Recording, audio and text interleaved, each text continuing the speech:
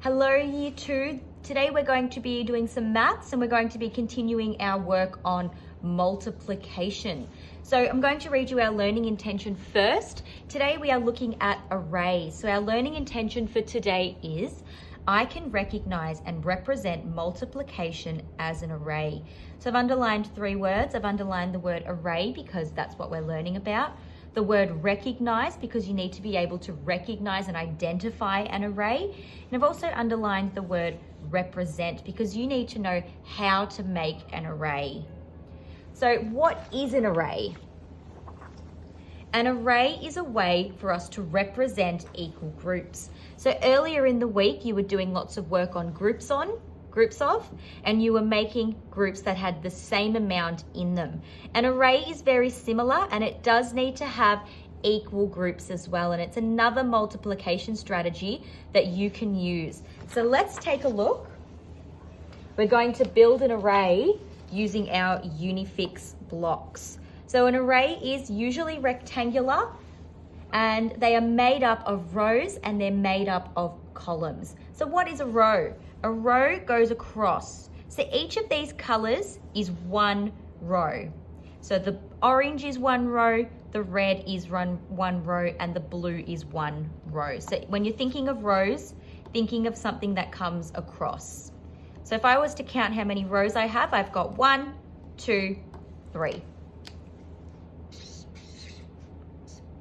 Now we need to know how many are in each row, and this makes up our columns. So let's take the orange, and I need to count how many is just in this row. I've got 1, 2, 3, 4, 5.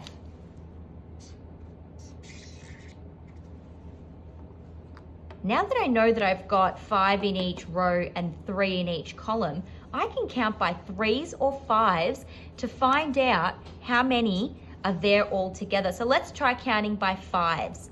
5, 10, 15. And there is my answer. 3 times 5 equals 15. It's always very important that your rows come before your columns. You cannot do it the other way around. Your rows need to come before your columns. So if you think of the word racing cars, racing cars, you know the R is coming before the C. So rows go across, columns come down. You always know your rows are going to come first. So now we're going to look at some more examples of arrays. Got one here for us. This is an array, and we need to find out what the multiplication sentence is for this array. So who can remember what comes first? Rows or columns? What am I going to look for? I'm going to look for my rows. So let's count the rows that go across. I've got 1, 2, 3, 4. 4 rows. I know my rows always has to come first. Then I need to know how many in each row. So I need to do my columns, which go down. So I've got 1 column, 2 columns. And let's count by 2s to find out how many there are all together. 2, 4, 6, 8. So if I'm looking at 4 times 2, it's giving me 8 because I'm getting my answer from my array. All right, we've got another example here. Let's take a look.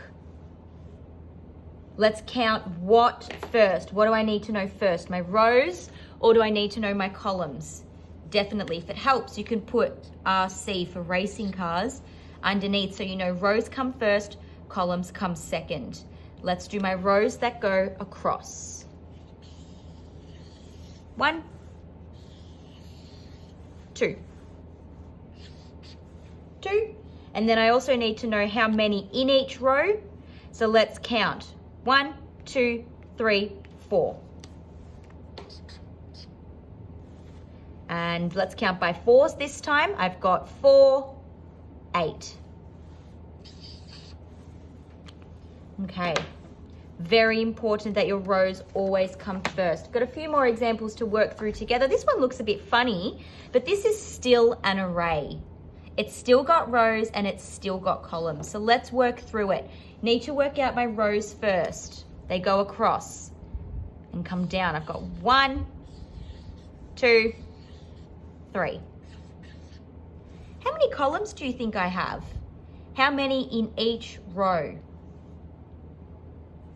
There's only 1 in each row.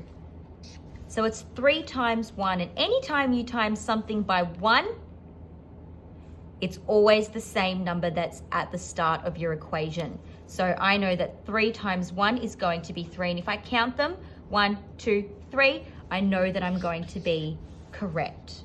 I've got one more example to work through together. Let's look at my rows first. I'm going to write it down here for me so I don't forget. Racing cars, rows, columns. My rows go across, so let's count my rows. I've got 1, 2, 3. I've got 3 rows, and now I need to know how many in each row because that makes up my columns. I've got 1, 2, 3. 3 times 3, so let's count by threes. I've got 3, 6, 9. I know that 3 times 3 is going to give me 9. All right. One more thing just to quickly go through. The one that I did earlier, I had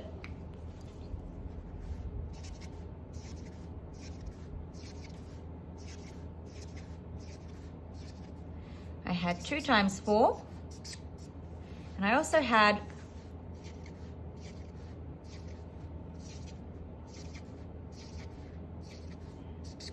4 times 2. Same numbers in my multiplication sentence. They've just been swapped around. I've got 2 times 4 and I've got 4 times 2. If I was to count them, 2, 4, 6, 8. 2, 4, 6, 8. I get the same answer. But my arrays look different. And that's because I have to make sure I always put my rows first.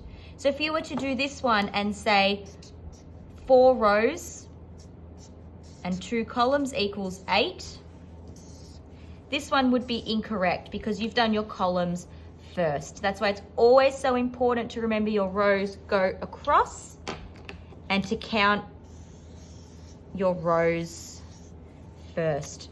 All right, you're going to do an activity now. I hope you enjoyed doing it and I hope you have a fantastic rest of your day, Year 2s. Bye-bye.